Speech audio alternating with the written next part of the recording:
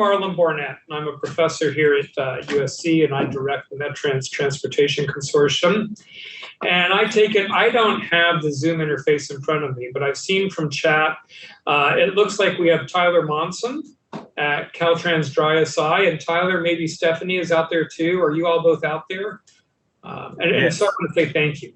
Tyler and Stephanie are on our program committee and really did fantastic work helping us organize these two different panels where we're going to have our practice community talking to our research community. So let me just kind of describe this panel briefly. This panel is about data aggregation, standardization, open data protocols. Our panelists, I'll introduce briefly our panelists, and I've got these, there's no particular order here, just the order I wrote these down.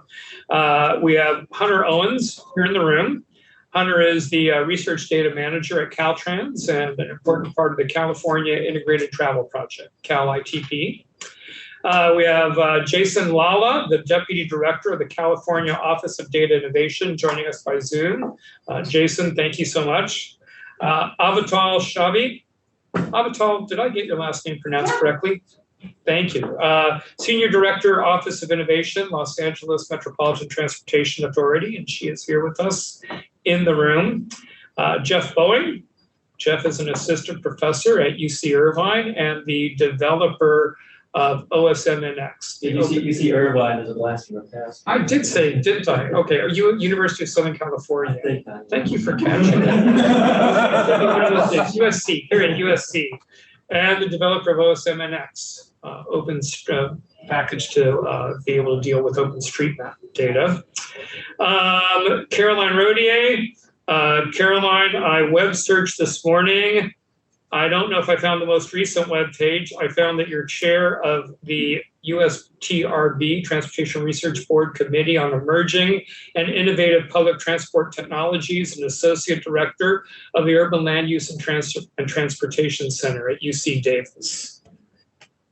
All right. Thank you. Okay. What I want to do is start by going around with kind of an opening set of questions, and I'll make a pass through each participant and really pitch you a question that will kind of be designed to have you frame the area that you work on. Hunter, I'm going to start with you.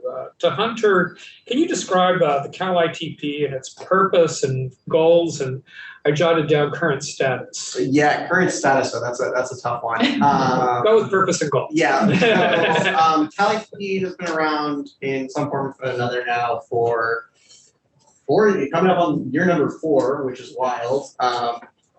But you know, Cal-ITP, the Integrated Travel Project, starts with an opening sort of vision coming out of the state's rail plan and some enabling legislation from the state legislature, which is to say, you are sitting down, it is, 20, 30, whatever, they've finished up high-speed rail, don't ask me about that, and you want to start your trip in San Francisco, you're going to transfer the high-speed rail, you're then going to stop off for lunch somewhere along the way in Fresno, and then you were going to go back down into LA, and then you're going to take a local LA Metro, and then you're going to end up on the bus. So let's say that journey exists. You might, as you plan your trip, when the project got started, you might have to go on to different proprietary apps to look up LA Metro's bus times and LA DOT's bus times. We're in 2 different apps when I started at the project. You might need to purchase and pay a multitude. I didn't bring my stack of different California-specific transit cards, but I do have a stack of, you need a Clipper card in the Bay Area. You need a tap card here in LA. You might need the Amtrak app, whatever says not. So how do we make transfer? And then let's take the alternative, the less sustainable option. You're going to drive. If you've got a transponder on your car, that transponder works in every single toll in the United States. You don't have to think about it. They know how to do the billing. They know how to, it's seamless. All the stop signs are stop signs everywhere. So Cal-ITP was started with a mission of how do we make transportation seamless for all Californians? And in our initial sort of work and looking at it, the feasibility of the project, we said, let's flip this on its, one way to think about how to do this is we are going to make an even bigger tap, an even bigger clipper. We're going to aggregate everybody in California onto a shared system. If you're familiar, like the state of New Jersey literally has one transit agency. It is NJ Transit. For a variety of reasons, aside from if that happened, I think, no offense to my Caltrans colleagues here, who we all do good work, but I think we'd be rightfully laughed out of the room. But instead of focusing on, aggregating, we decided to take a different approach of focusing on interoperability. How does every system, like LA Metro, Avatel is going to know how to plan LA and that agency better than Google at the statewide level every time. Folks, Golden Empire Transit in Bakersfield, et cetera, et cetera. So how do we focus on making it a seamless customer experience while also being an opportunity to, allow individual agencies to do what they do best, plan service, plan activities. So we've sort of aligned this with this mission of interoperability to some data standards and technology standards, which is where my role and my team's role is coming to play, which is that we now publish the California GTFS guidelines. So that sets a minimum standard for GTFS and GTFS RT data for every agency in the state. Pretty much every agency in the state now publishes GTFS schedule if they operate fixed routes. So we're all well ahead of that new FTA requirement. Nobody has got too much to worry about. Second is on the real-time side, is everybody's bus showing up and are we capturing that data? So we do that. And then finally, on the payment side, we standardize on contactless EuroPay, MasterCard, Visa, which is your standard open loop, tap your Google Pay or Apple Pay, or your regular card to pay for transit. Number of agencies in California, Monterey Salinas, SAC-RT, Santa Barbara, closer up here, have all, adopted that technology on their fleets, and we're helping them do that. So all of this is really great. So now that we've standardized the data, we can then aggregate it. And that's what our team does in terms of building transportation planning products off of that aggregated data from all the agencies in the state. Okay. Let me ask, how far are we getting on interoperability? I think we've seen remarkable progress. I will say, every agency in the state does GTFS RT. You can plan any trip you need to in Google Maps or Apple Maps right now. RT penetration is give or take, 50% and, 80% of the riders. Proud to have worked with LA Metro to get them up onto GTFS RT a few years ago. And then in terms of open loop contactless, we rolled out the set of master purchasing agreement, master schedule agreements last year. I know in Sacramento, the entire Sacramento region is purchasing the Capital Corridor Joint Powers Authority. So for any of the Davis folks, you will not need to buy an Amtrak ticket to get to Sacramento anymore. We're seeing Monterey Salinas, a number of agencies here in the LA area are starting to purchase. So real progress. Again, it is physical hardware that we have to go out and install on a bus. So you got to tie it to the grant cycle. You got to tie it to the funding cycle. But I think, especially in the small and rural areas where they've been predominantly cash-based, they're running to the system to solve that problem. Okay. Thank you. Let me go to Avital Shabik next. Avi, as I understand what LA Metro and LA Department of Transportation are doing, maybe even a level beyond, because you have a mobility wallet demonstration program that I think your aspiration at least is to have a payment system that not only is interoperable between public entities, but even across public and private sector. Avi, did I get that approximately correct? I think that's on the right track. Yeah. And I think to Hunter and Cal-ITP's credit, I think we're kind of looking at their vision as like as a kind of a model and a vision that we're kind of piggybacking on. Let me ask you then, why don't you, step back a little, because not everyone here might know about the mobility wallet pilot. Maybe describe that, describe how that would be building off of. I actually have some handy slides. Okay, great. I was like a visual, maybe, why is it? Okay, there we go. Just as a little background, LA Metro, and we have some other collaborators on the call.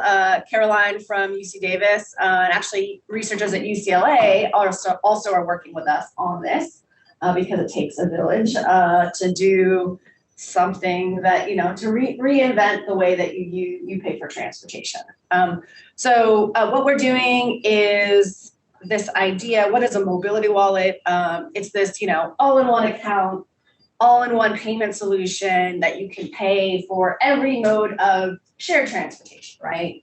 Public bus and train, potentially TNCs, shared scooters, shared bikes, and of course, as Hunter talked about, if you travel across California or maybe even the country one day, you can travel on urban rail, heavy rail, commuter rail, and they're all one card, one account, right? That's the dream and the vision. And I think LA Metro has been thinking about that for a long time because we, like in the last 10 years or so, we've been doing integrations and taking a little bit of ownership on microtransit. Like in 2016, we actually launched a bike share program that LA County Metro owns and operates in partnerships with the city. So I think that and I worked on that project, and we actually looked at how we integrate it with a fare card, and you can actually unlock a bike with a Metro fare card. And we learned a lot of lessons on deep integration. I think that there was this idea of interoperability. We were not looking at interoperability, we're looking at integration, right? Full integration, deep integration.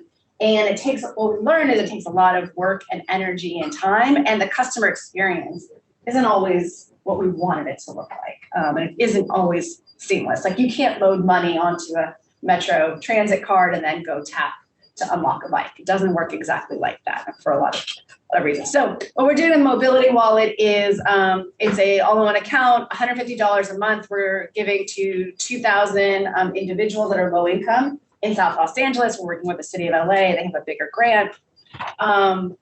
And we're piloting, we're testing it, right? And we're testing it twofold. One, kind of this idea, the vision, I think, from Cal-ITP is using these contactless cards that are, the Visa, MasterCard, Discover, Europay. What is this? What is the acronym called? Contactless Europay, MasterCard, Visa, or CEMV. CEMV. Standard, and we are using basically that contactless card limited by merchant category code. So you can, just like in some cases, like our current California nationwide EBT card or food stamp card is limited to just groceries. Like you can't buy shoes, right, with a food stamp card. We're doing a similar thing with this mobility wallet card. And so for our first phase, we're experimenting using a contactless card that's limited to shared mobility. You can't buy gas with it. You can't pay for Pep Boys, right? You can only pay for shared transportation uses.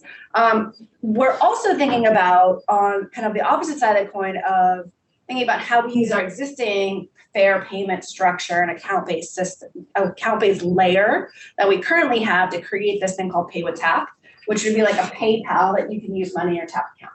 Still in development, a lot of work needs to be done.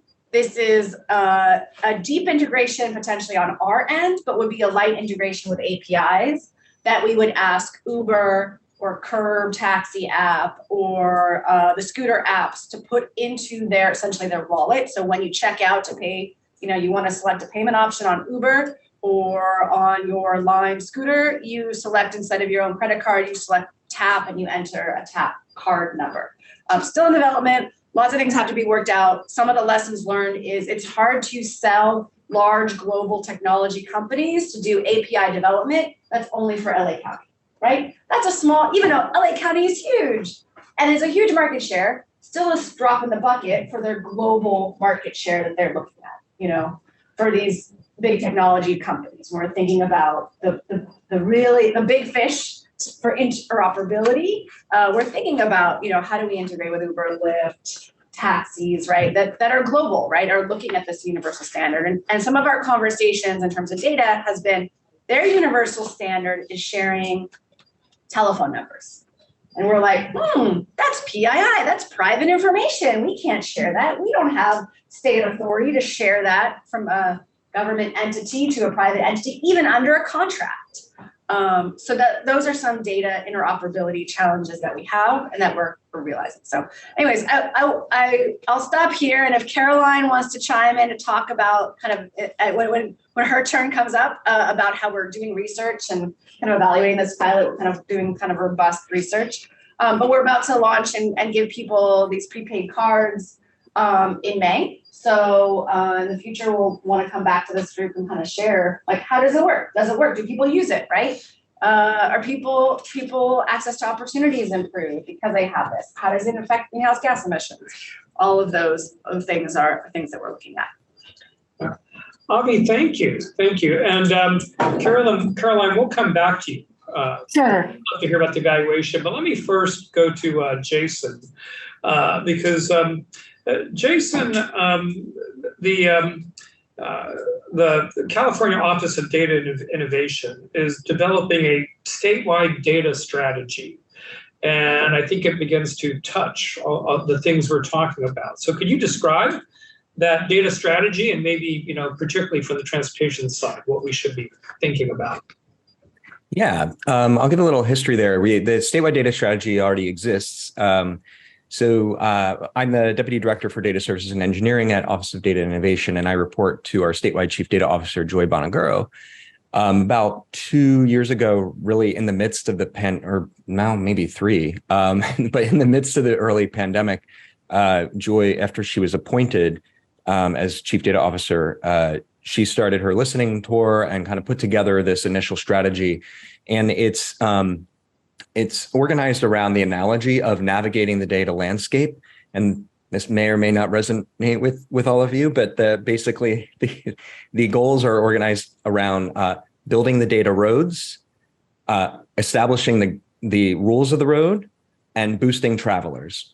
We can also pepper in there transit. I don't want to be highway focused, but the basic idea, to put a finer point on each of these, is when we talk about building the data roads, that's really about data infrastructure. We need to improve our infrastructure at the state. Our ability to actually work with data is actually highly limited by the tools that we have available to us. And so there's some work that we need to do there.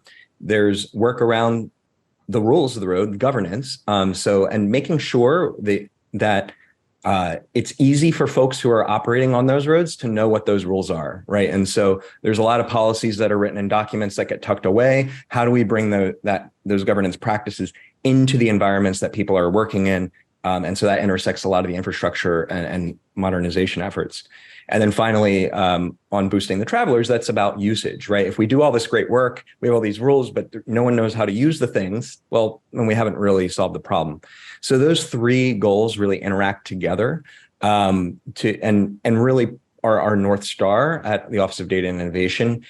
So for example, and my area where I'm focusing, I really am thinking about all 3 of those.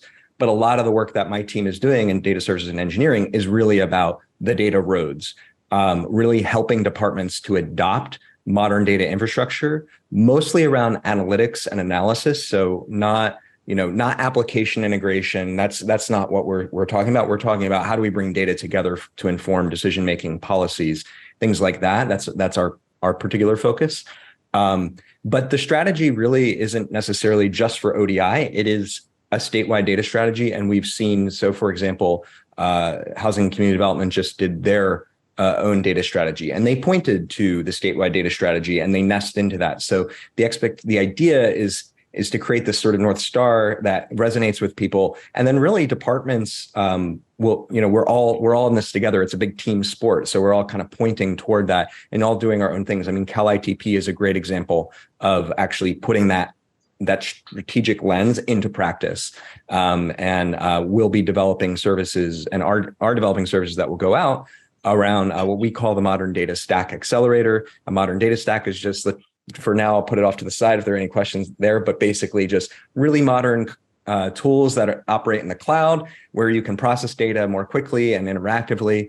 And so what we're going to be doing at the Office of Data and Innovation is taking on projects with departments to help them adopt those practices and those tools, and organizational dynamics as well. So it's not just about, oh, you have a tool and you turn it on and everything works. We really do need to bring everything together so that we can make sure that adoption happens around these things. So it doesn't work if we deploy a bunch of tools and then people who are analysts or in the data functions, but not in IT, don't know how to use those tools. We need to really think holistically about how we do this kind of big organizational change around the state of California. And I don't know if that addresses your question, how it relates to the transportation sector or transit sector, but. Well, Jason, thanks so much. I do have, when you and I talked a couple of weeks ago, you mentioned the modern data stack. And so let me ask you the question that I asked you then. Can you tell me what a modern data stack is? A naive question, so let me open that up. Yeah, I'm trying to think of good analogies in the transportation space, but think of, there's different ways to think about technology, and there's this notion of like a monolithic technology, right? It's like, so those of you who have had to buy things before in the past, maybe decades before, or even now, we're used to, especially in the public sector, sending out an RFP and saying, build us a solution. And that's been sort of the way that things have gone for a bit. And what you get is this sort of monolithic, like hard to pull apart, like it only works one way. It works to a very specific set of specifications. And that's like this monolithic, it's hard to get inside of it. What the modern data stack is essentially starting to break apart the pieces of what's underneath data. So these data are these monolithic platforms, so that you can handle ingest of data as one aspect, one module of your modern data stack. That data can then be handed off to something that can then harmonize that data, right? You can transform it through. So you go from raw data to more refined data. So for example, Cal-ITP actually does this with a lot of their GTFS work, where they're pushing data through from GTFS, they have a bunch of metrics that are being run, and then it's displayed on a website. Behind the scenes, there are these modular platforms that are knit together, so each piece actually handles one part of it really, really well. And in technology, in the technology space, we've seen this in software engineering as well. It's generally been better if you have pieces that do one thing really well, and you use interoperability and standards to bring those pieces together, rather than having one big black box that you can't really get into. So it just gives us more choice. It gives us more flexibility, because there's multiple different tools that can load data. There's multiple different tools that can do transforms. There's multiple different tools that can warehouse your data. So it just gives us more flexibility and choice in terms of how we build data architectures and data infrastructure. Thank you. And yeah, and I kind of get the idea that we'd modularize, but of course I grew up in this older era where you had to build everything yourself. And so unfortunately, there's many new people who did not grow up in that era. Let me go in this order. I'll go to Jeff next, and then to Caroline. And Jeff, you've actually done, I think, quite a lot of what Jason is even describing in the world of OpenStreetMap, basically developing tools that, if you want to organize your data in this way, here's a package. Maybe describe a little bit about what insights we should be thinking about in transportation that might be illuminated by the OSMNX experience. Well, I mean, from my perspective, so OSMNX is a Python package that lets you download and model street networks from OpenStreetMap data, which works really great when the OpenStreetMap data are great, and it works really poorly when their data are not. So it's very much a downstream consumer of whatever is out there. So OpenStreetMap, if you're not familiar with it, it's kind of like Wikipedia meets Google Maps, and one can contribute to it. It's a collaborative worldwide mapping platform with lots of data quality issues. So there are, parts of, I mean, not even the world, there are parts of California where the data are great, best in class data. There are lots of people digitizing individual points of interest, sidewalks, curbs in places like downtown San Francisco. And then there are smaller rural areas that represent huge data gaps. So you get these large sampling biases when you try to look at it, and those sampling biases will shape the kinds of questions that you can ask, shape the kinds of findings you get if you're not able to quantify them. So something like validation becomes really important in that situation. Ground truthing becomes very important as well. Yeah. But, and also, and by the way, you forgot to mention, you developed OSMNX. I did. You should take credit.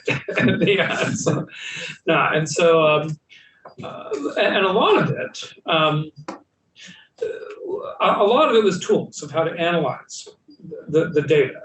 Describe us a little bit about that. Yeah, so I mean, there's kind of this open challenge of turning widely available geospatial information into a nice network model to do network stuff on it. So obviously you have like census tiger line shape files for everywhere in the country where you can get road geometries or rail geometries. Geometry isn't topology, so we have lengths, widths, distances, but we don't have the connection information in those geometric data sets. So what I tried to do is create this sort of integration between different packages that lets you take that OpenStreetMap information, turn it into common open source model formats, open source tools, and then do network analyses on it, routing, and different stuff like that. Great.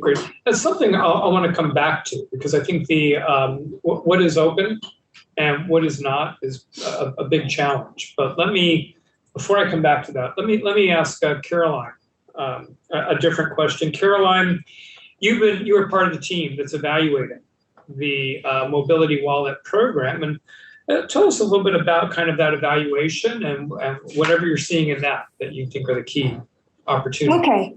Okay. So, I'm as part of this conversation, I'm going to raise a challenge that we've encountered. So I'm going to start out by kind of what the gold standard would be and how we're doing our best to achieve that. So, the gold standard would, typically include data collected before and after the pilot implementation from those who participated and those who did not participate in the pilot, your treatment and control group. So in this case, for example, we would have a representative sample of those who applied for the mobility wallet. So in addition, we'd love to have observed individual data from the participant and control group. And this can be collected through fair payment methods, trips and expenditures by mode, again, through the tap card and the prepaid card.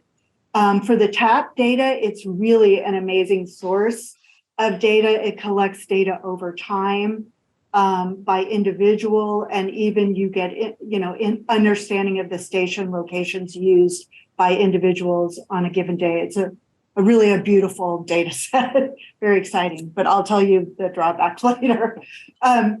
So we are also conducting individual surveys, before and after treatment and control.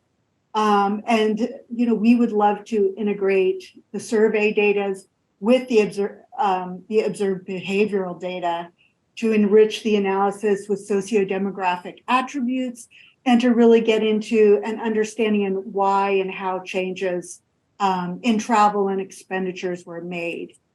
So one of the big problems, and I'm hoping that this is a short-term barrier that has good prospects for being overcome, but that is really the California Street and Highway Codes, section 31490, that defines PII for transit payment technology as including travel pattern data, without really an explicit definition of what travel patterns are. So some transit agencies interpret this to include activities, even if activities for an individual are aggregated by a time period. For example, week and month, and does not include travel locations. So I know that Metro and other groups are, interested in working to modify this code. I'll just put a push here. Universities have very strict regulations and protocols for managing the privacy of research participants. So it would be wonderful if an exception could be made to this code for research. So at this point, there's some uncertainty about whether we're going to have to aggregate individual data into some groups by categories to address this concern. Of course, Metro's lawyers are defending Metro from any potential concern. So I just want to kind of list out why there are challenges with categorical data. They can include, back in the day, we often did use categorical data because it reduced the computational time of conducting analyses.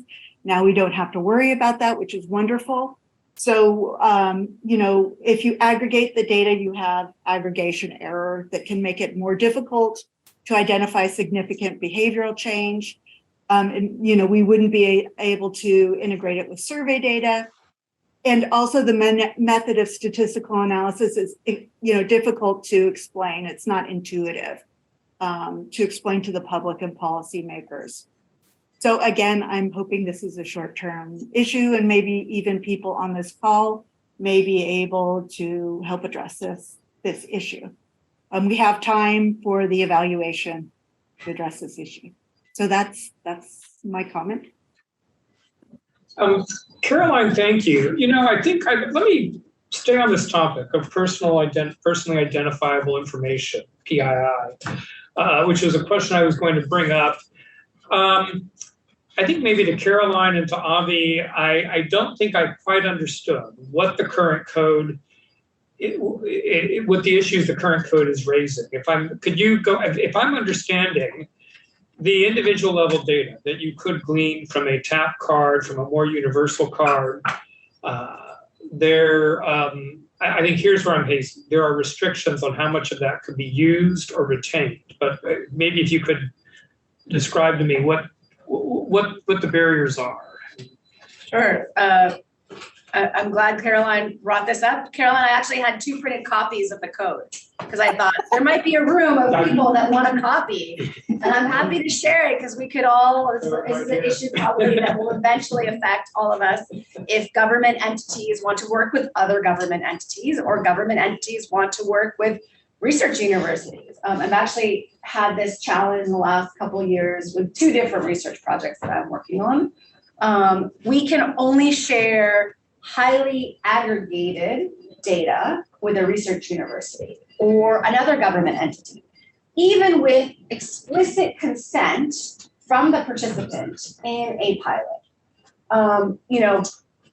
Drug trials, any medical research trials, they ask for informed consent. They ask for, I understand, I'm going to share data. It's for research purposes. It's to the betterment potentially of the populace, right? We do the same thing, but so far and Hunter can say it might be a way that it's just an interpretation on the side of my county council, right, for Los Angeles County. But it also could be that the code is not, I would say the code is also not explicit. It's silent on sharing data between 2 government entities. It's also silent on sharing data for research purposes specifically for informed consent, which is kind of the gold standard on the way that we do research, right? We ask for consent. We understand we want to protect privacy of individuals. When I want Uber to talk to Lime's, what was it? Like Jump Scooter, when they were integrated, I would basically say, yes, Jump Scooter share my information with Uber or vice versa and make it the same account. And Uber would ask, would you like me to share your information? I say, yes, please, because it improves the interoperability of the scooter and the car sharing, right? So we can't do that. And so in some ways, we're at a disadvantage to the private sector out there that's under different code. And they are actually allowed to share data that would connect and let accounts talk to each other with informed consent, right? You understand, you should not be sharing your data. We should not be using your data if you're not giving us informed consent. But anyways, this code basically is currently being challenged nationwide for tolling facilities. And so that's also a lot of, currently in the past, the DMV and tolling facilities have shared information in order when they take a picture of somebody who's violating the toll lane, they take a picture of their license plate, and they need to know from the DMV, was that person licensed at that point in time when they drove in that lane and violated the toll lane. And so there isn't an explicit informed consent to share that information between government agencies, and that currently is being challenged nationwide. Challenged by who?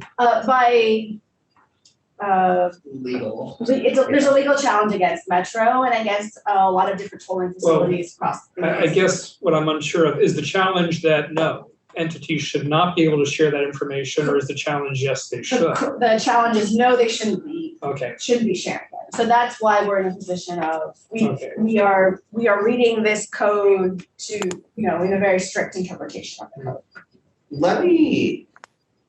I think this is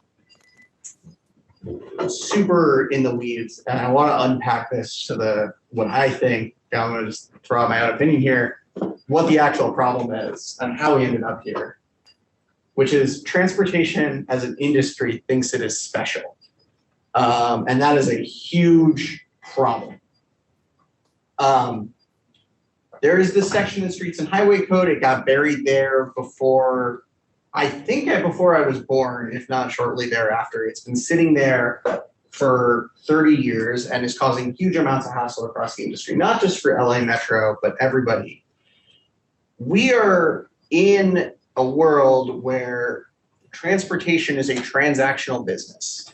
Transportation takes money in order to provide a service. And that is a extremely crucial service because it is not just a regular old service, but it is in fact a universal service. What I love about the mobility wallet is that it acknowledges that mobility is something the government has an obligation to provide to everyone. And we are the same issue with transportation. So when it comes to all of these issues, what I implore, if you ever get asked by like a friendly legislature, what to do or where you're thinking is like, stop thinking of transportation as special and these codes and these data sharing.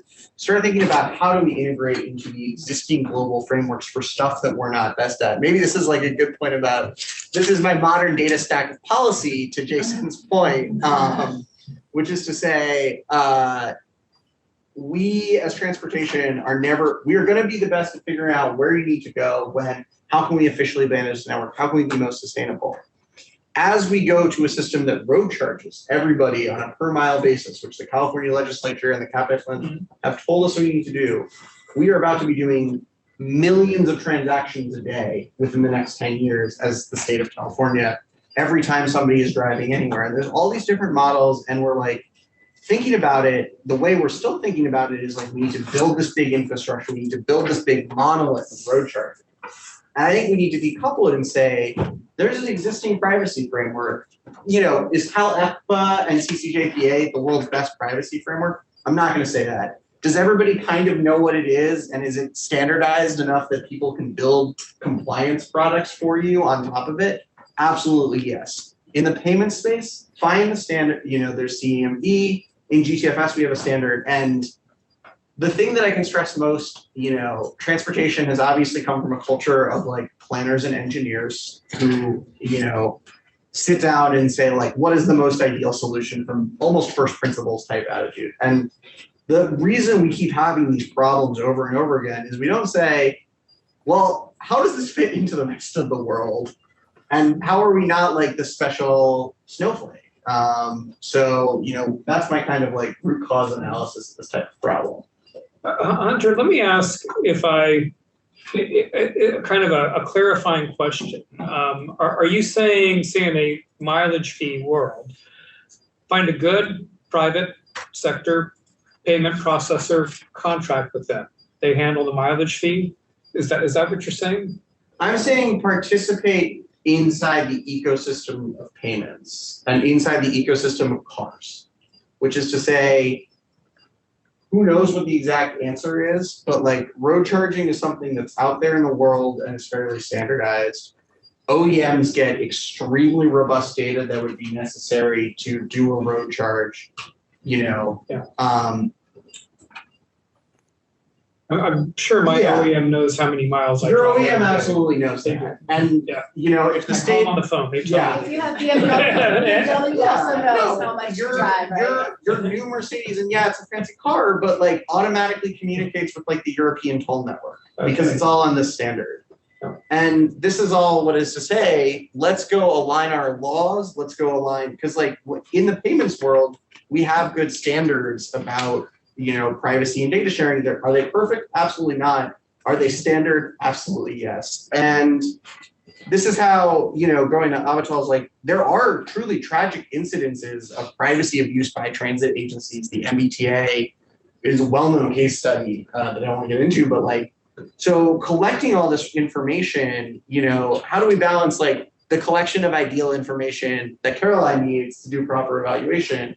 And how do we, also build systems that work and respect our users' privacy? And the best answer I have is to say to anybody in this room is like, you don't want to be in the business of trying to solve that project when you're launching the innovative mobility wall pilot. Unfortunately, Avatal is in that business and it's made, I think, your life harder, no offense. And that's to say, if you figure out something to lean on, whether we're saying we're Cal ECPA compliant, we are X so-and-so, you elevate the debate around privacy, around security, around whatever, to somebody who's actually an expert in the subject, and let us focus on being world-class transportation networks that provide mobility to everyone. Can you explain what the acronym was, Cal-ITP? California Electronic Privacy Act. Okay. Quote me later. It's Friday afternoon and a little under caffeinated. All right. Let me ask, I think maybe start with Caroline. This sounds like a really sensible idea that, transportation people are not good at designing payment systems. Find somebody who is, use those criteria. Caroline, from the research side, the public has an interest in researchers being able to access eventually individual record level data. Could that kind of world work though? I mean, is there, for example, what you're seeing, what would be the fix to be sure that you could get the PII that you would need to be able to evaluate, say, the mobility wallet? Okay, are you saying, say, if we elevated it to a private company? That's part of what I'm saying, because I know that I don't know. companies to give us our data, they usually won't even They won't allow it. Yeah, I mean, it's been, the call. it's been, private company, and I don't know enough about the subject to say how we can get these private companies to provide data. I do know, where we have a small mobility as a service app in the San Joaquin Valley that actually it's expanding to be multimodal and allows for transit payment. And, we kind of require the services that participate to share their data for the evaluation, because this project, like the mobility wallet, is funded by the California Air Resources Board, Cap and Trade. And, there's a lot, they're very experimental, and there's, we really need solid evaluations, to understand what worked, what didn't work, and, how these programs may, kind of equitably and cost effectively be replicated elsewhere.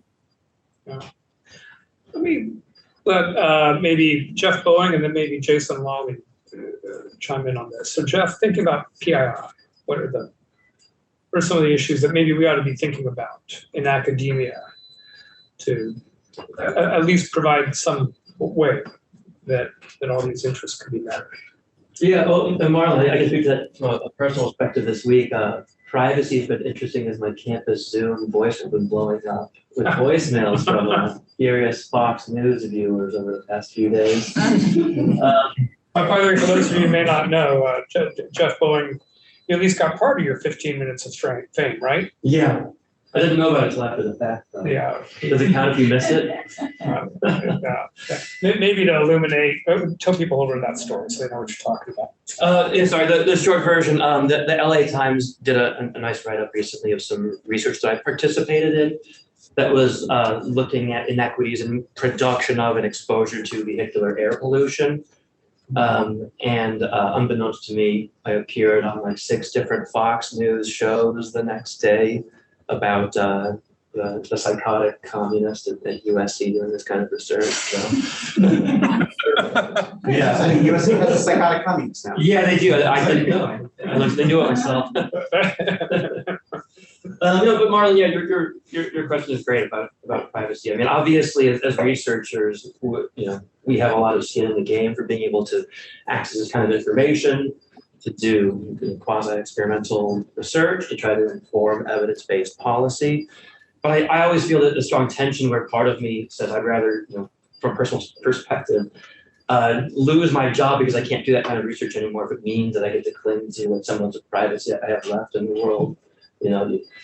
From a theoretical perspective, it's tough because privacy has so long been about this right to privacy and this idea of consent in public. But those ideas of consent kind of evaporate when it's constant surveillance for everything we do. There's no way to consent to being monitored as you walk down the street.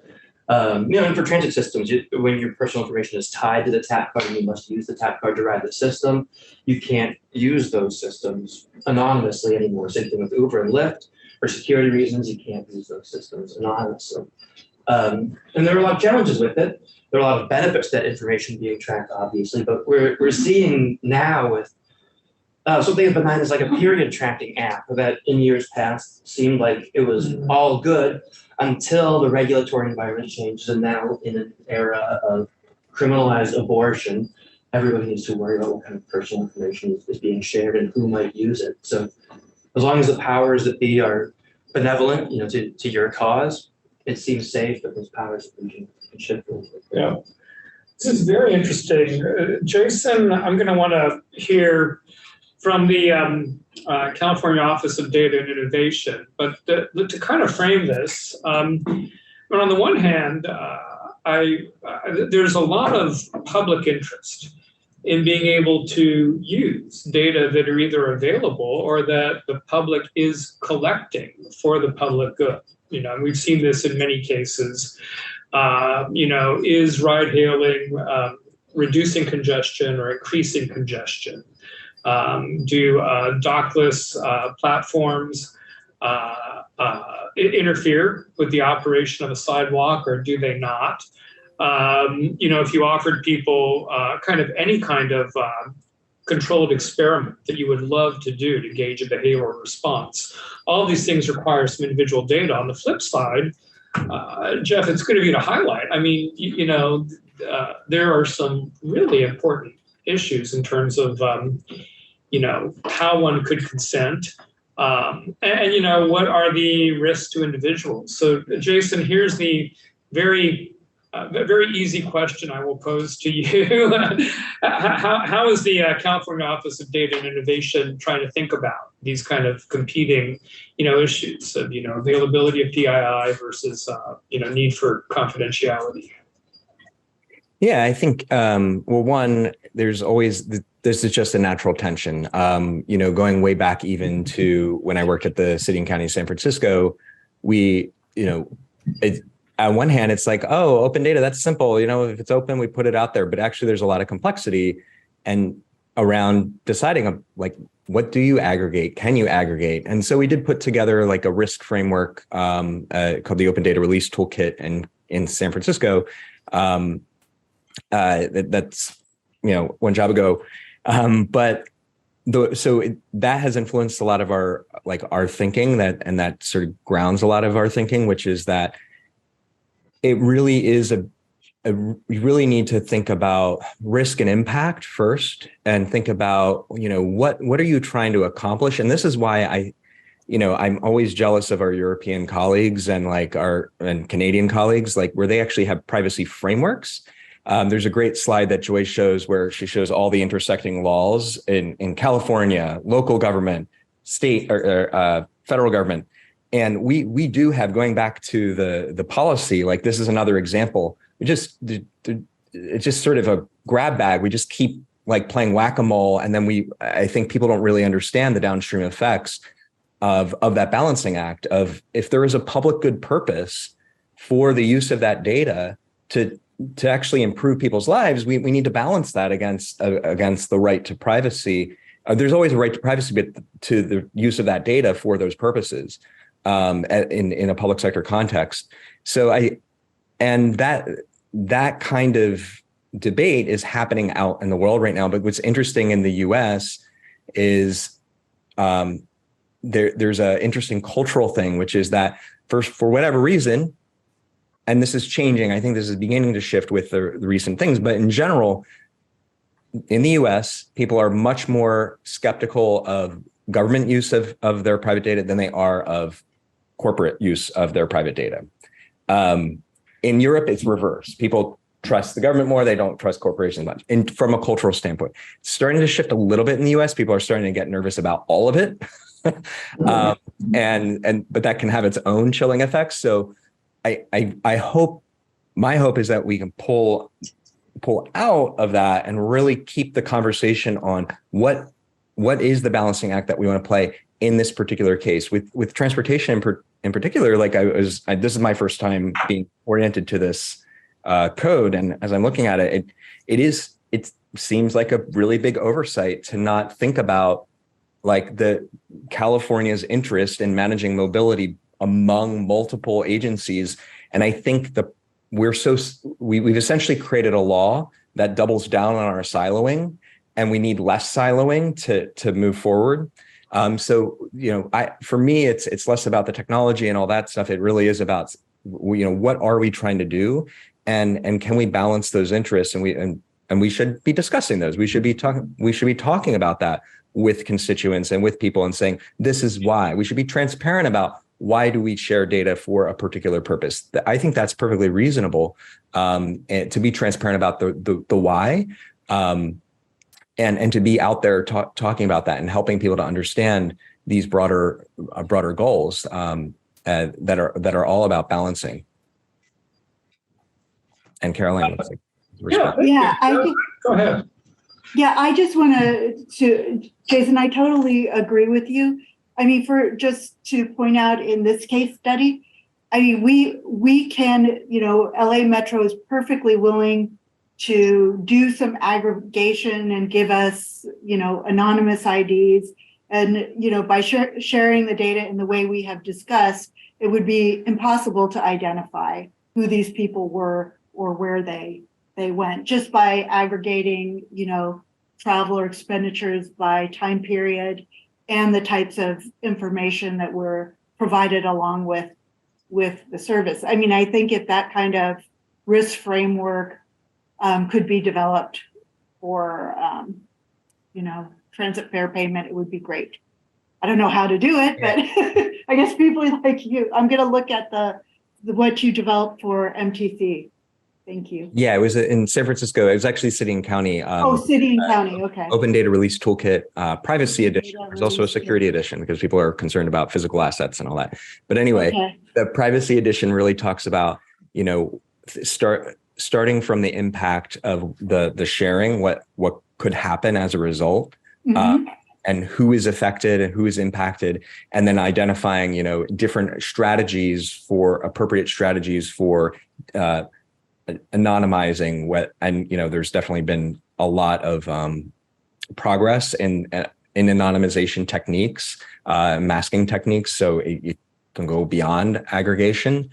But all that's to say, the idea is to ground it first in like, what are we trying to protect? What are we trying to balance against? And then design your implementation around that. Now, stepping way back out, though, there's a lot of precedent for research-oriented relationships, leveraging data for a particular purpose. And it's a shame that that's not here. I don't know that this probably wouldn't be a solution in this space. I feel like there's other ways to think about this, especially with the travel pattern data. Like that's really tricky. Yeah, the locations are, that is a problem. But I think aggregating like number of trips over a week or a month by mode, I mean, that's pretty safe. Yeah. And I think that particularly like that, the travel pattern thing, that's been new. And I think that needs more definition about what we mean and when, and I think that fuzziness right now is probably what makes people like pull back a little bit, because we don't know what that actually means in terms of identification. Like, yes, travel pattern data can be used to identify folks, but not in all cases. There's a lot like it's in combination, often in combination with other things that makes it identifiable. And so it's a little lumpy. It's not like all patterns are going to immediately identify a person. It's a bit more nuanced. And so that's where that particular piece of this gets really tricky, especially in this research context. But there are other patterns, particularly in like very regulated areas like health with HIPAA, where we do have secure data enclaves, and there's a way in which data can be aggregated by a single entity, like a Caltrans or I don't think this is the solution here. But those are other patterns of dealing with these sort of sensitive data sets where there is an entity that's managing access to that data in a controlled environment, not a cold room, not a room that you have to walk in, swipe a badge, but because now we actually have like cloud technology to manage that. But there are ways to also solve these kinds of problems through technology and infrastructure to make sure that only the people that need to have access will have access. And so that's another lens on this. Thank you. What I'd like to do, first of all, I'm going to shift gears a little bit, but Jason, I really like where you ended. That we have had a lot of protocols where we have used what you would call a cold room, where you have to swipe a badge to enter, to analyze record level data. And the Census Research Data Center here at USC it is in a building that doesn't have windows. And I recall when I went through my orientation, the orientation instructor was asking me questions. If your friend forgot their badge, do you let them in? And I said, no. And he said, if LAPD is banging on the door saying, something has happened, we have to get in, do you let them in? I said, well, of course. He said, wrong answer. Way wrong answer. He said, nobody gets in without a badge. He said, if law enforcement comes to you, he was serious. He said, if law enforcement comes to you once in this room, you tell them, I'm sorry, I can't open the door. And if they have to do something, they've got to do something. But anyway, I have mentioned that those have now gone to the cloud, where we can have the same level of security. What I want to do is move to question and answers from the audience. We have close to 20 people here in the room. And Dolores, we have about 20 or so on Zoom? We have around 40. 43. So let's do this. I want to be sure that everyone gets a turn. Let's give the people on Zoom who are in the majority the first chance.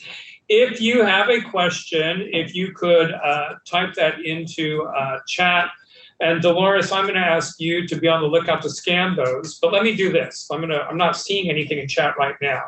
Let me bring it back to the room first, so that people on Zoom have a chance. And Shashi, you had tapped my shoulder. So let me give you the first chance here. Thank you. I appreciate it.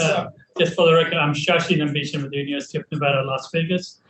And I want to pick up a couple of things where Jeff and Jason talked about private, public, who owns the data, who collects the data, who owns the data, so on. Okay?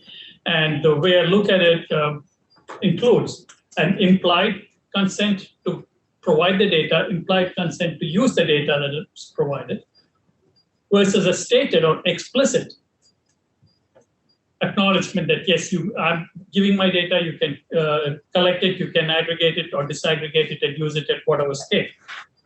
And there are the others that opt-in. And I'll come back to the transportation, a few examples, and opportunities and constraints. Okay. The bicycling community has a number of apps where users willingly enter their information and talking about trips. Every single trip, you opt in and say, here's where I'm traveling, when I'm traveling, the routes I'm traveling, and they use that for a number of bicycling-related advocacy, facilitate design, planning, design, and operations of bicycle facilities. But that's aggregated and collected by, let's say, not-for-profit organizations or user communities. Certainly, there are municipal agencies and county agencies who partner with these entities to use that. I haven't heard any outcry about, hey, my data are being used. So how does that compare and contrast to living in Las Vegas? There are cameras all over the place. Forget Las Vegas. You look at when you travel by air, most people subscribe to the affinity clubs, or you rent a car, go to a hotel room, so on. Those data are being shared not only by that property, but across the board. When you use a credit card, your sequence of usage reveals where you have been, when you have been, and what you've been doing with that. And so that's, again, the private sector domain who's collecting the data, and we as individuals, when we said we'll use your credit card, we are acknowledging that our data may be used. Okay? And that is being used, mined for now years, okay, decades, by the credit card companies out there. And lastly, law enforcement. So I'm working on an issue. This came to light last year. There was a motor vehicle crash in the Las Vegas area where 9 people were killed.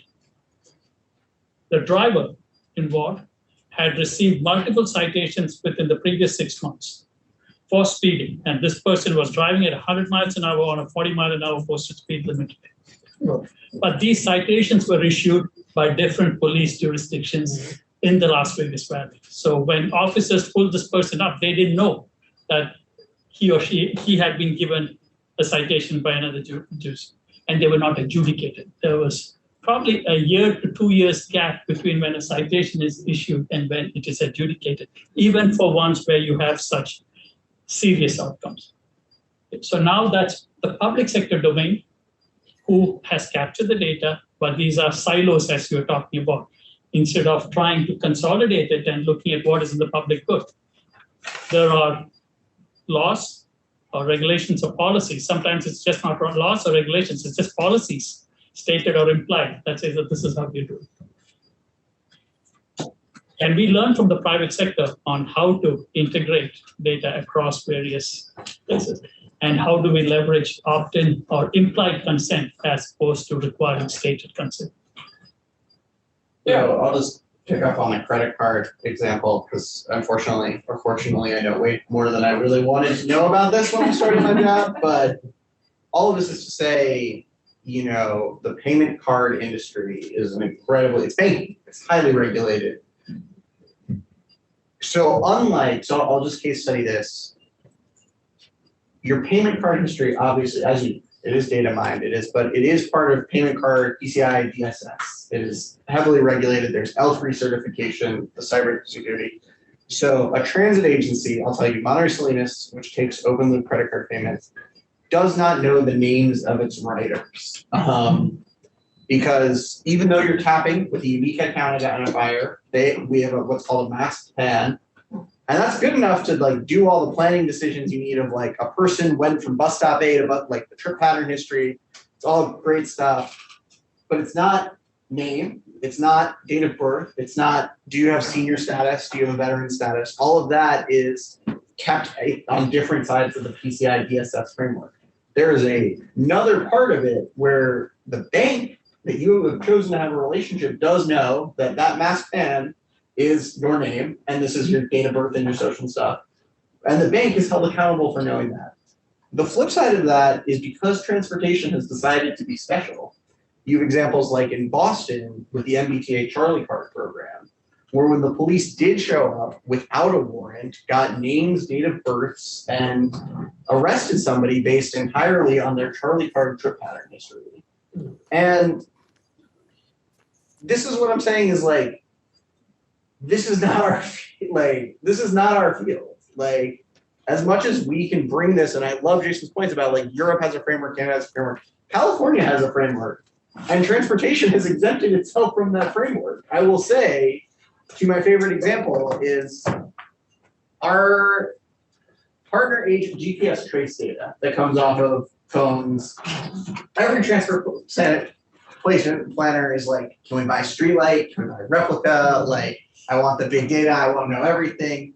And there's another like top level agency in California that's saying, hey, downloading a weather app should not mean you've actually consented to share trip planning, you know, you're lat long from here till the next, here until time eternal. So we need to fit in somewhere. We need to find the vertical in which we can say, this is not our, like, this is not our expertise. This is not, you know, something we're trying to design from scratch, but really lean into existing regulated spaces, existing regulatory frameworks, and stop trying to write everything from scratch. Yeah, that's where I was going. Yeah. Can we then partner, have a handshake agreement with these entities? You just pick their standards. Like, this is why CEMB is the standard, with PCI DSS is standard. This is why transportation planning agencies and government agencies are explicitly exempted from the California Consumer Privacy Act. Like, and I think, Hunter, to your point, I think part of it is like, we would be fine to not have like TAP and have people's names, stuff like that. But some of the things that we have to do, we have to check eligibility for income, right? To give low income passes. We have to check age to qualify for a senior pass. We have to check if you're a student to give you a student pass.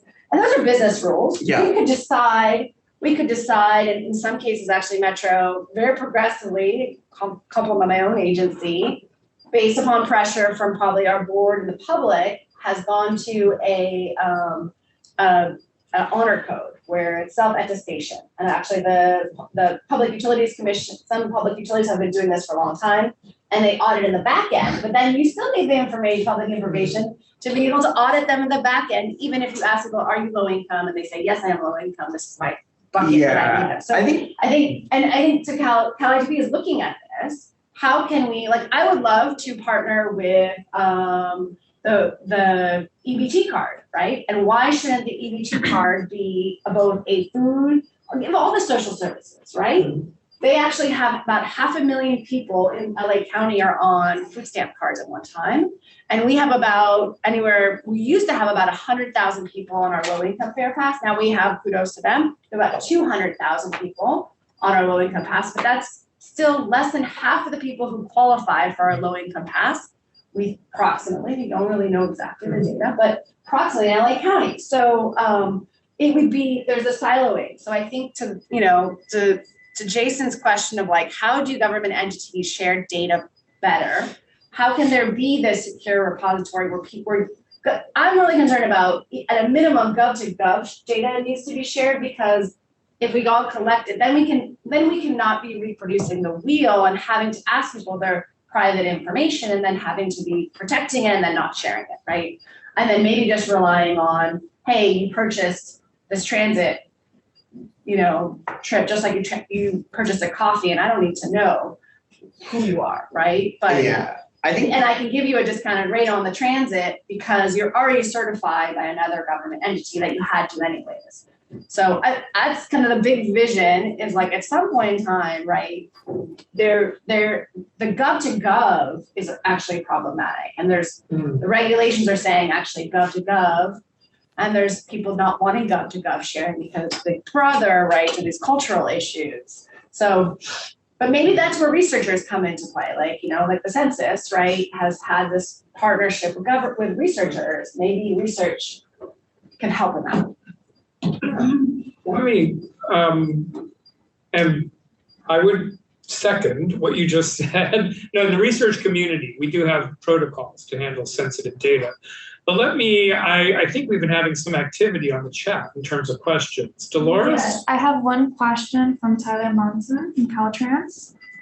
They say, barring any new legislation, is there a way to improve sharing of purchased data sets between state and local agencies or to increase transparency about availability of that data? Can I ask for a clarification and improve sharing of purchased data sets? I'm assuming, actually, could you just, I have some ideas of what you mean by that, but could you give an example, specific example? I'm thinking about like streetlight data, for instance. Okay. Yeah, so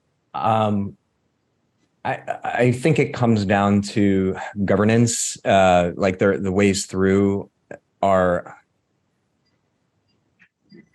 there. So I actually, by way of example, the state 3-ish years ago, we had some departments that actually pulled some money together and were able to negotiate a contract with Hexagon Aerial Imagery to provide that imagery to all of California agencies and local governments and CSUs. I don't know where the implementation of that, there's some technical implementation things that in order to get that access. And this is actually where I think the short answer is yes, there is a way forward. But it's often by essentially bundling and negotiating and having an entity that can, or entities that can do that on behalf of everyone. And so it becomes sort of a governance question of finding that sponsor, that fiscal sponsor.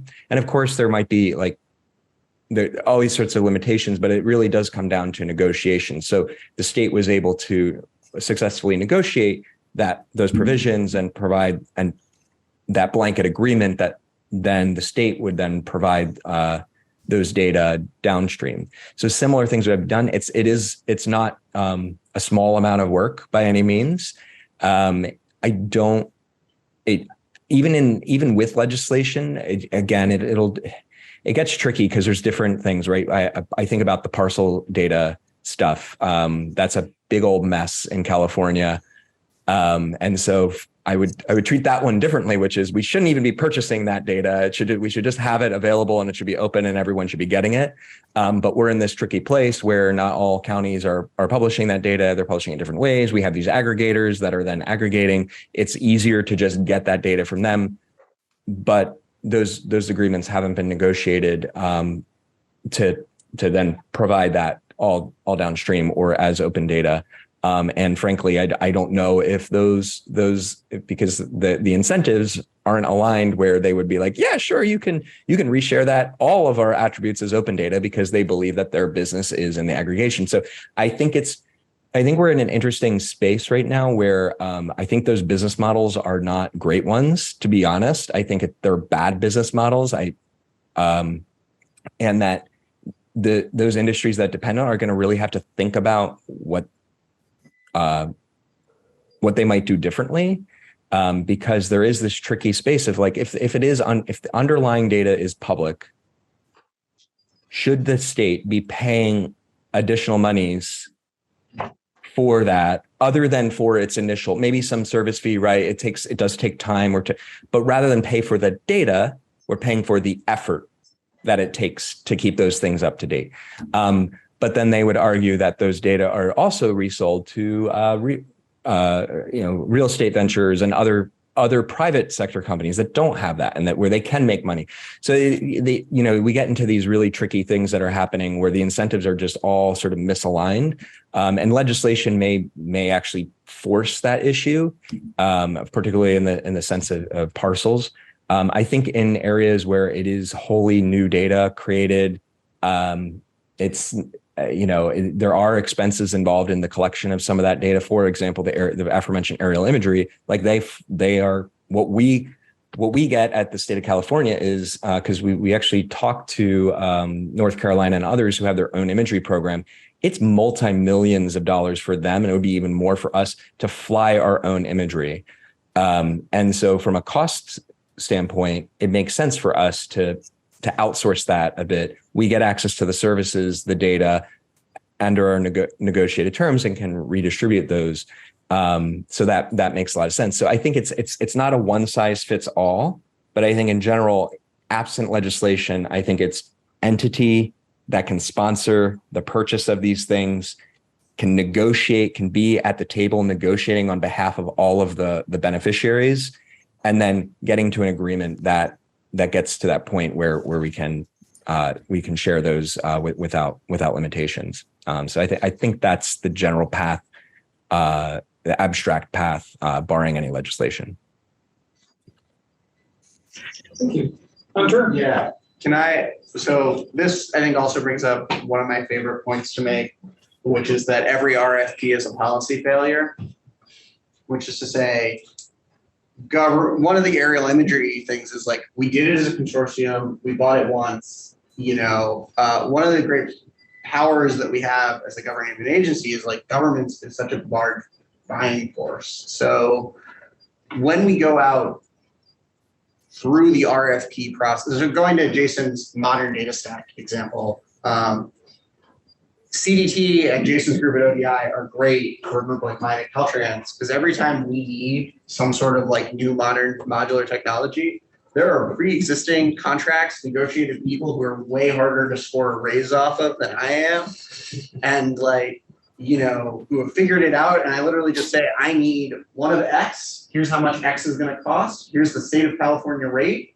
And that rate is not just available to agency, us, it's also available to other agencies. So I think, we've been far too reliant on the pattern of write a big RFP, get back a responses. That RFP is often a bundle of services and, software or hardware. And we don't actually know what we want. So we want to see what the responses are, but we're ceding power in that. And to me, the future is we should stop writing RFPs. We should always say, okay, we have benches for personnel staffing. Okay, we have software contracts for software. We have hardware contracts for hardware. And maybe when it comes to stuff like, at least, our strategy, Tyler, as for the big data streetlights replicas of the world has been to treat it like a pure software contract. You're saying you're a SaaS company? Okay, great. You're going to sign the state standard terms and provisions. You're going to sign this. You're not going to get an RFP deal where, your data gurus are going to build stuff for Caltrans that we're not going to have control over. Because we're at least, if we're going to be working on top of streetlight stuff, we are going to structure it in a way where the software is paid for one way and the services are paid for another way, with the appropriate terms and conditions and negotiation and competitive bidding and processes in place. So that being said, not something that every agency has done, and definitely is not how those companies have operated. So definitely really want to focus in on before you go out to the market, know what you want and then just purchase. Don't just wait to hear these crazy. Yeah. And to add to Hunter's point, I mean, to the purchasing power of California shouldn't be understated. And I think we do need to use our negotiating power to, just as was done with some of the mobility payment stuff around data assets. The one thing that's nice about data or third-party data is that we're not, it's not a technology implementation. We're not doing anything. It's not super complex, right? So there is potentially a path of, identifying the sort of various third-party data sources. And then, there's more than one aerial imagery provider, right? You can use the market to your advantage as the state of California, right? Everyone wants California's business. How do we negotiate terms that work for everyone? And can we do that in various, and one way to do it would be in sort of domains, right? So there's all sorts of data that touches transportation, right? And all sorts of third-party providers. There's things around housing, and I already mentioned parcels and other things like that. There's economic development, right? And so there's different third-party sources of data. And actually, an intern on our that worked for us last summer did an initial landscape scan of all the third-party data sources that in various areas, with the hope to inform future work. This is not on the docket yet. We still have a lot of hiring to do, but to inform this kind of work of strategically thinking about those, what are the data assets out there? And then also the other, I have to put a plug in here, there are certain equity and ethical issues with the use of third-party data that we also need to pay attention to at the state of California. So us thinking more holistically about it as one thing can actually help to move this forward. So thinking about it as a program, right?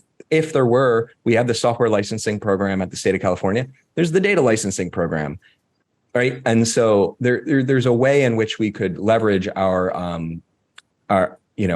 heft to create those kinds of contract vehicles that would make it a lot easier to procure data sets at negotiated rates. Thank you. Let me, so we have 6 minutes left. Let me make another round of seeing if we have questions out there. Dolores, do we have any questions on Zoom? No Zoom questions. No Zoom questions? Thank you. You have a question. Go ahead. For the opportunity. I want to ask a related question, might not be very much same, but many of you already touched the exact subject. So asking this question from my own experience and my experience working with locality. So in terms of the PIR, anyone can answer this question? What are your thoughts on the public private partnership between mobility companies? Let's specify this question into a shared mobility context, Uber, Lyft, eBags, and the locality who are actually the entity owns the property of their cities or counties. The question kind of thinking about their PIR in a way that if the private company operates their service on their property owned by the localities, then what is a question about sharing the outcomes from their service? Why the data sharing couldn't be why the data from that service couldn't be shared between private companies and private companies and localities. So this, I didn't have answer that, and the work team I used to be in did not have that have the answer to this question. Who owns the data collected by mobility companies actually operating their service on the properties owned by localities? I don't have answer, and I just. I think Hunter knows a little bit about this. So cities like City of Los Angeles and a lot of local municipalities actually have said regarding scooters and shared bikes that yes, the city, because they're using their right of way essentially to provide a service or a product, that there needs to be some kind of sharing for those companies to operate or have a permit in their cities. The same is somewhat true of TNCs, but the data is collected at the state level. And again, siloed, not shared. Would love it to be shared in a greater way, at an aggregated way, but it isn't shared necessarily with other agencies downstream.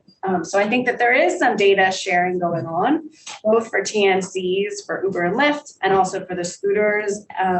Anybody who's getting a permit. Hunter, if you want to talk a little bit about scooters and MBS and that fun, but I think there's just there's still limitations on that data, and there's also still limitations on sharing it broader beyond the person receiving it directly from those companies. I don't know, Hunter, if you want to talk about MBS and City of Los Angeles history with that. And may I suggest, if you can avoid being deposed by $400 an hour lawyers, if not more, you should avoid that. Unsolicited life advice.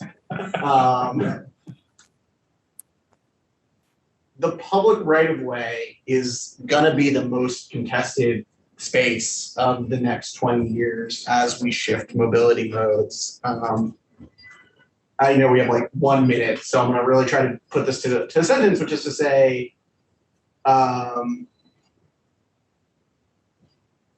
transportation is collecting way more data on both the public-private side that we really have no idea what to do with. And bearing any use cases, we are kind of collecting it just for the sake of collection. We have not figured out how to feed that data to actually provide a public benefit. And regardless of your interpretation of what in the public right of way goes to what government agency and whatnot, we really need to have figured out a feedback cycle that we can communicate to the public of, you know, the data is collected to improve the network to deliver mobility.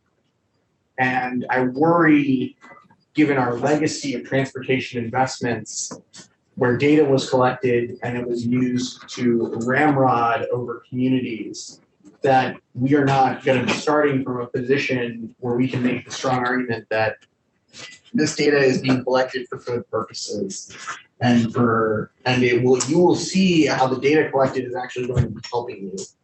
And staring down an EV world, a shared mobility world, an autonomous vehicle world, where we have not yet built up the regulatory capacity to figure out how to build the next generation of the rules of the road for the next 100 years, scares the crud out of me. And twice. We've reached in. Let me mention a couple of things to try to wrap up what we've heard. First of all, I want to say thank you to all of our panelists, and we can do a little bit of and part of it, by the way, one of the goals for this session and the session to follow at 3:30 has been to really have a conversation between the research community and our experts and it's been mostly on the agency side. I think one thing I'm noticing, we need to be sure we're reaching out to the private sector and the nonprofits also, but to begin a conversation to understand these different worlds, and we're committed to doing that. And so I think we've heard some wonderful ideas. We're at the time limit. For those of you here in person, we have a half-hour break in the courtyard where we were for lunch. And then the next session on this in this intersection of research and practice series will be back in this room at 3:30. And for those of you on Zoom, I think you've got a Zoom link for that next session also. And Dolores, they've got that information, right? If they registered. If you registered. Okay. Thank you very much, Caroline, Jason. Thank you so much for joining us virtually.